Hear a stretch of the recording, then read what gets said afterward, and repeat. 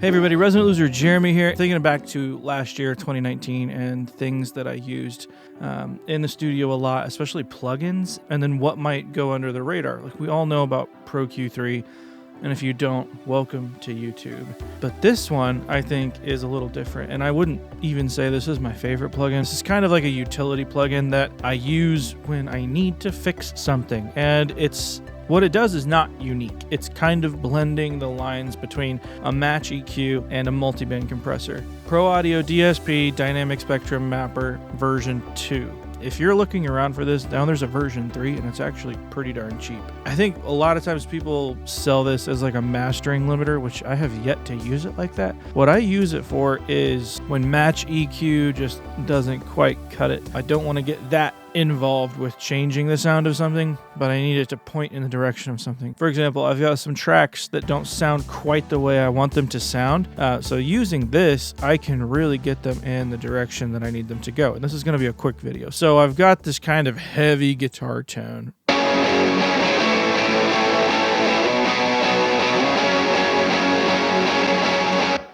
It doesn't sound bad, but for the references I was given, it's not quite there. So let me show you kind of the direction that they wanted to go. And for those of you who know what this is, you'll immediately recognize this.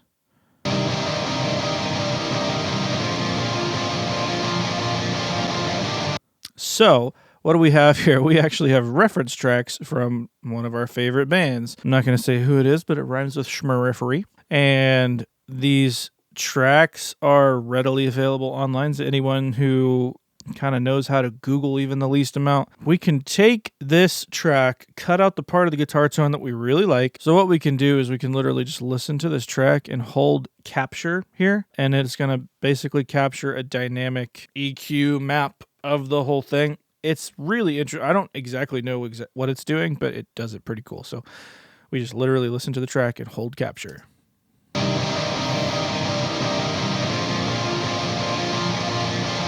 Okay, so we're going to save this, but we also have a bass. So let's pull up our bass. We've already mapped this one. We've already saved this one. We're cool. Just so you can hear what we're doing.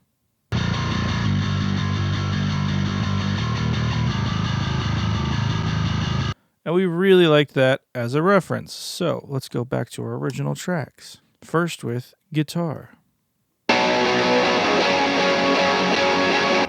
So it's not bad. I have loaded in the match here, and we can play with the threshold here, and this is just what is going to affect the guitar above a certain threshold, and I'll show that here. So I'm going to pull it all the way actually up, so it's not going to affect anything.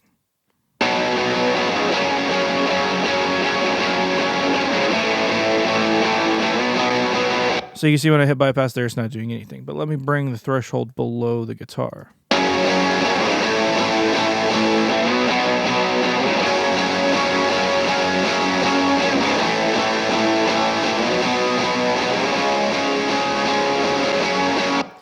So what we've got going on, it basically took an EQ picture of the guitars we wanted, and it chopped that up into a this is basically a multiband compressor, right? But with a whole lot more points of reference.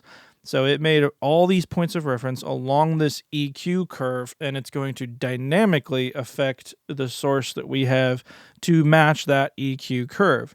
And it does it in a pretty nice way that doesn't really sound over compressed, especially when we have heavy hitting guitars here, which would really get compressed or limited anyway. So I would almost rather do it this way than chop up the EQ like crazy on kind of wider nodes and start messing with the phase of things.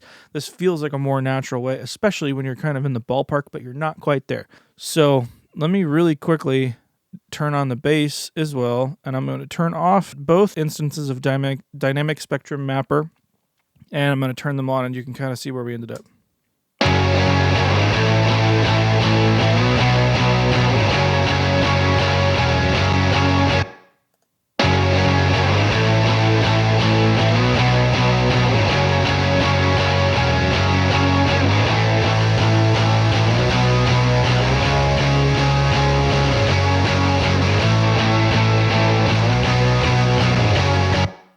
go back and listen to our other tracks.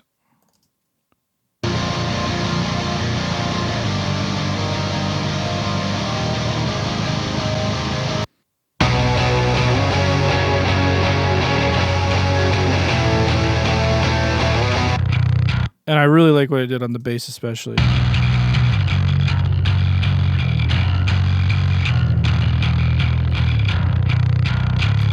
Kind of brought that forward throatiness out of it.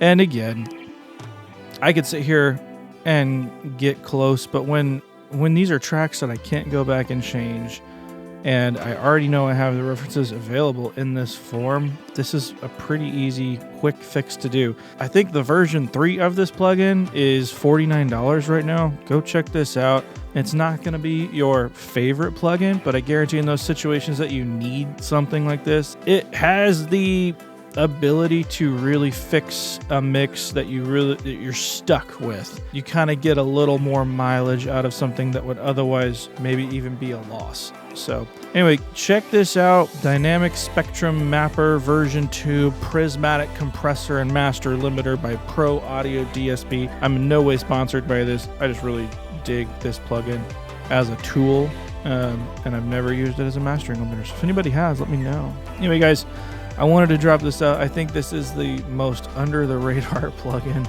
that I use on a regular basis, and I think it's pretty cool. I think it could help you guys out. So if you're doing anything like this, I've even used it on vocals, I've used it on drums, I've used it on kind of buses, and it is pretty cool. So get in there, check it out, dive in. It's a very intimidating plugin, kind of hard to figure out. If you're only using it just like I used it, I think it's worth the price of admission right there. And it can do way more beyond that if you really dive into the manual. So anyway, guys, Resident Loser Jeremy, I'll catch you on the next one. See ya.